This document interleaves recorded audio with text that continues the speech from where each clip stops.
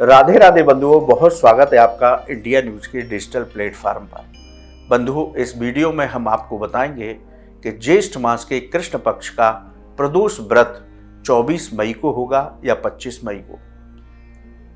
इस प्रदोष व्रत पर हमें किस विधि विधान के साथ पूजा करनी चाहिए, साथ ही बताएंगे कि यदि आप शनि की साढ़े साती, शनि की ढैया या कुंडली में शनि के किसी भी तरह के प्रकोप से पीड़ित हैं या आपकी कुंडली के ग्रह आपको परेशान कर रहे हैं, तो इस प्रदोष व्रत पर क्या उपाय करें जिससे कि आपको ग्रहों की पीड़ा से, शनि की पीड़ा से मुक्ति प्राप्त। बंधुओं, सनातन धर्म में प्रदोष व्रत की विशेष महिमा है। जिस तरह से हमारे यहाँ एकादशी के व्रत की महिमा है, उसी तरह से प्रदोष व्रत की महिमा भी शास्त्रों में बताई गई है। प्रदोष व्रत भगवान शिव की कृपा प्राप्त करने के लिए किया जाता है। शिव पुराण के अनुसार भगवान शिव ने मां पार्वती को प्रदोष व्रत की महिमा बताते हुए कहा था कि हे पार्वती, जो प्रदोष व्रत करता है और प्रदोष काल के समय पर मेरा पूजन अर्चन करता है, उन व्यक्ति के सभी संकटों को मैं समाप्त कर देता हूँ। उस व्यक्ति को जीवन में सभी तरह के सुखों की प्राप्ति होती है। उसको अकाल मृत्यु और मृत्यु का भय समाप्त हो जाता है। वो व्यक्ति अंत समय पर मेरे श्री चरणों में स्थान प्राप्त करता है। मां पार्वती ने प्रदोष व्रत की महिमा सुनने के बाद स्वयं भी प्रदोष व्रत का पारण किया और वो हमेशा प्रदोष व्रत का आनंद लेती रही। बंधुओं, शिव पुराण के मुताबिक प्रदोष व्रत के दौरान कैलाश पर सभी देवता भगवान शिव का आराधन करने के लिए पहुंचते हैं।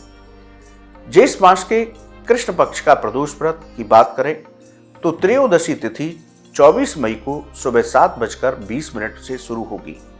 25 मई को दोपहर 3:51 पर समाप्त होगी। इसलिए इस साल ज्येष्ठ मास के कृष्ण पक्ष का प्रदोष व्रत 24 मई शनिवार को करना बेहद शुभ होगा। बंधुओं, प्रदोष काल की पूजा के मुहूर्त के बारे में बात करें तो शाम 7:20 से 9:13 तक प्रदोष काल की पूजा का विशेष मुहूर्त रहेगा। प्रदोष व्रत आप करते हैं तो इस प्रदोष काल के मुहूर्त में आपको भगवान शिव का अभिषेक, पूजन, अर्चन, उनका मंत्र जप अवश्य करना चाहिए। बंधुओं, आप प्रदोष व्रत करने जा रहे हैं तो आप सूर्योदय से पहले स्नान करें, व्रत संकल्प लेकर के भगवान शिव की उपासना करें। आप सुबह भगवान शिव का पंचामृत से अभिषेक करें, विधि विधान के साथ उनको शमी पत्र और तुलसी पत्र अर्पित करें, चंदन लगाएं, भांग धतूरा सब कुछ उनको अर्पित करें, ऋतु फलों का भोग लगाएं।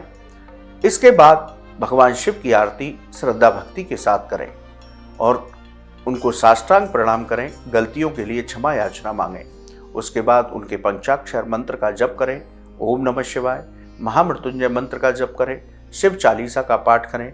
आप पर समय हो तो भगवान शिव से जुड़े अनेक स्तोत्र है, उनका आप पाठ कर सकते हैं। इस तरह से सुबह की पूजा संपन्न करें। व्रत में बहुत शांत भाव से रहते हुए आप शाम के समय जो प्रदोष काल का मुहूर्त होता है, जो इस साल 7:20 से 9:13 पर है, पुनः भगवान शिव का पंचामृत से अभिषेक करें, उनको तुलसी पत्र, शमी पत्र विधि विधान के साथ उनकी पूजा अर्चना करें।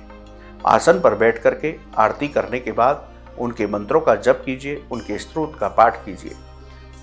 बंधुओं, यदि क्योंकि प्रदोष के व्रत को जिस दिन वो पढ़ता है उसी के नाम से उसको जाना जाता है। इस बार शनिवार को प्रदोष व्रत है तो इस बार का व्रत शनि प्रदोष व्रत कहलाएगा। इसलिए बंधुओं, यदि आप ग्रहों की पीड़ा से बहुत परेशान हैं या आपको शनि की साढ़े साती, ढैया या कुंडली में शनि आपके अशुभ फलदायी है, तो आप प्रदोष काल में भगवान शिव का अभिषेक करने के बाद शनि देव का भी तेलाभिषेक कीजिए। भगवान शिव को बेलपत्र के साथ शमी पत्र अर्पित कीजिए, क्योंकि शास्त्र कहते हैं कि शमी पत्र भगवान शिव को अर्पित करने से उसके ग्रहों की पीड़ा शांत होती है। साथ ही शनि से संबंधित जो भी दोष होते हैं वो समाप्त होते हैं, क्योंकि भगवान शिव को शमी पत्र और शनि देव को भी शमी पत्र अत्यंत प्रिय है। आप संध्या समय पर पूजा करने के बाद एक तेल का दीपक पीपल पर और एक तेल का दीपक शमी वृक्ष पर अवश्य जलाइए, तो आपको ग्रहों की पीड़ा से मुक्ति प्राप्त होगी। तो बंधुओं, इस प्रदोष काल पर आप अपने ग्रहों की पीड़ा से मुक्ति प्राप्त कर सकते हैं। आप प्रदोष व्रत के दौरान तामसिक भोजन न करें, लहसुन प्याज का सेवन न करें, व्रत कर रहे हैं तो बाल और नाखून न काटें, बड़ों का अपमान न करें, ब्रह्मचर्य का पालन करें। इन सब सावधानियों का ध्यान रखिए। अपनी सामर्थ्य के अनुसार दान कीजिए, क्योंकि ज्येष्ठ मास का प्रदोष व्रत है, गर्मी का मौसम है, इसलिए जल से बढ़ा हुआ पात्र यानी कि घड़ा दान कर सकते हैं, ऋतु फलों का दान कर सकते हैं, गरीबों को जूता, चप्पल, अन्न, छाता, इन सभी चीज़ों का दान कर सकते हैं। पशु पक्षियों के लिए यदि आप अन्न और जल की व्यवस्था करते हैं तो बहुत ही उत्तम है। तो इस विधि विधान के साथ आप ज्येष्ठ मास के कृष्ण पक्ष का शनि प्रदोष व्रत कीजिए और भगवान शिव के साथ शनि की भी कृपा प्राप्त कर लीजिए। बंधु, आपको ये वीडियो कैसा लगा आप हमारे कमेंट बॉक्स में लिखें। ज्योतिष और धर्म से संबंधित कोई भी सवाल हो तो आप हमारे कमेंट बॉक्स में लिखें, हम उसका जवाब अवश्य देंगे। आप हमारे चैनल पर जुड़े, आपका बहुत बहुत धन्यवाद। राधे राधे।